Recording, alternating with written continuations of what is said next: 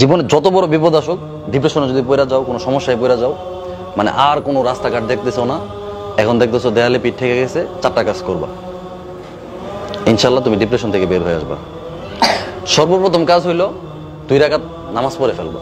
উজু করে 2 রাকাত নামাজ পড়ো। নামাজ পড়ে তুমি আল্লাহ তাআলার কাছে পরামর্শ চাইবা, আল্লাহ আমি তো এই সমস্যায় পড়ে গেছি, আমার তো হঠাৎ করে বাবা মারা গেছে, আমি তো এখন চোখে কিছু দেখতেছি না, আমি তো এই অন্যায়টা করে ফেলছি, আমি কি করবো? আল্লাহ তাআলা তোমাকে পরামর্শ দিবে। এই কথাটা আমার এক আপা ওই দিন বলতেছে, আমি একটা সিদ্ধান্ত নিয়েছি, নেওয়ার পরে আমি টেনশনে পড়ে গেছি যে হায় হায় আমি এখন কি করবো। তো আমার আপা আমাকে বলতেছে যে তুমি কাজ করো, 2 রাকাত নামাজ পড়ো, নামাজ পড়ে আল্লাহ তাআলার সাথে পরামর্শ করো। আমি চিন্তা করছি আল্লাহ তাআলার সাথে পরামর্শ করবো কিভাবে। 2 রাকাত নামাজ পড়ছি, নামাজ পড়ে আমি আল্লাহকে বলছি যে আল্লাহ আমি তো এমন একটা সিদ্ধান্ত নিছি, কি করব। তখন দেখি আমার মাথায় নানান চিন্তা আসতেছে, বুদ্ধি আসতেছে, পজিটিভ, বুঝছো। ডিপ্রেশনে পড়ে গেলে প্রথম চেষ্টা করবা 2 রাকাত নামাজ পড়া। দ্বিতীয় যে কাজটা করবা, একা থাকবা। হ্যাঁ, ধরো তুমি একটা খারাপ পরিস্থিতি পড়ে গেছো, রুমে দরজা টরজা বন্ধ করে একদম হায় হায় আমার সাথে এটা কি হয়ে গেল, তখন তোমার মাথায় খারাপ চিন্তা আসবে। কি চিন্তা আসবে? তখন মনে হবো যে আমি উল্টাপাল্টা কিছু করি। আরবিতে একটা প্রবাদ আছে, ওতলাতুর রাসি দুক্কানু শয়তান। খালি ব্রেন হচ্ছে শয়তানের রাস্তা না। কিসের রাস্তা না? শয়তানে বাসা বাঁধে, শয়তানের দোকান বানায়। তাইলে যদি তুমি ডিপ্রেশনে পড়ে যাও, তাহলে একা থাকবা না, মানুষের মাঝখানে চলে আসবা।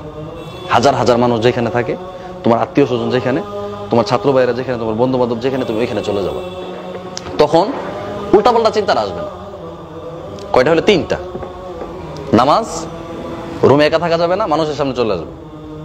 এরপরে যে কাজটা, যারা বড়, তোমার চেয়ে বয়সে বড়, তোমার চেয়ে বুদ্ধিতে বড়, জ্ঞানে বড়, হ্যাঁ, তোমার উস্তাদ, তোমার বাবা মা, ভাই বোন, তোমার যারা বড়, তোমার যারা গার্ডিয়ান, তাদের কাছ থেকে পরামর্শ নিবা যে আমি তো এই খারাপ পরিস্থিতিতে পড়ে গেছি, এখন কি করবো, এখান থেকে বের হবো কিভাবে। তারা যখন একটা পরামর্শ দিবে, তখন তোমার মাথায় মানে খারাপ চিন্তা আসবে না, শয়তান বাসাটা বাঁধতে পারবে না।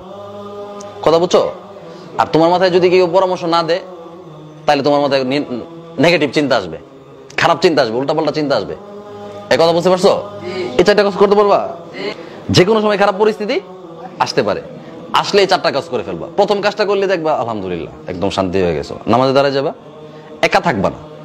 ঠিক আছে? যদি বাবা মারা যায় বা মা মারা গেছে, বা তুমি এমন একটা ভুল করে ফেলছো, হ্যাঁ, তো এখন কি করবা আর বুঝতেছো না, তুমি রুমে দরজা টরজা বন্ধ করে একা থাকবা না, মানুষের সামনে চলে যাবা। হ্যাঁ, তোমার ছাত্র ভাইরা যেখানে সবাই একসাথে আছো, বা তোমার বন্ধুরা যেখানে, ওইখানে চলে যাবা। লাস্টের কাজটা কি?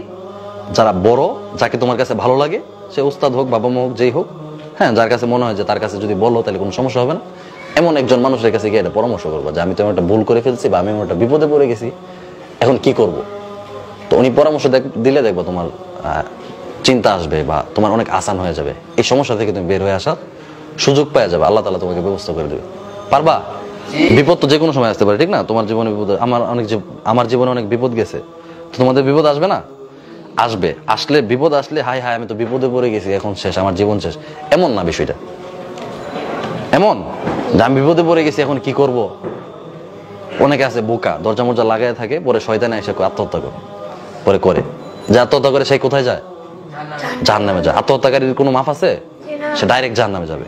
আত্মহত্যা করার সময় মৃত্যুর আগে যে যন্ত্রণাটা হয়েছে, এই যন্ত্রণা সারা জীবন, মানে কিয়ামতের পরে আর কোনো মৃত্যু নাই, আমৃত্যু সে এই যন্ত্রণা উপভোগ করবে। কষ্ট না অনেক? মৃত্যুর আগের কষ্টটা, এই কষ্টটা সে সারাক্ষণ পাইতে থাকবে, এটার কোনো শেষ নেই। তো শয়তান নানান খারাপ পরামর্শ দিবে, তো শয়তানকে পরামর্শ দেওয়ার সুযোগই দিবা না, রুমে একা থাকবা না। খারাপ লাগতেছে, সবার সামনে চলে যাবা।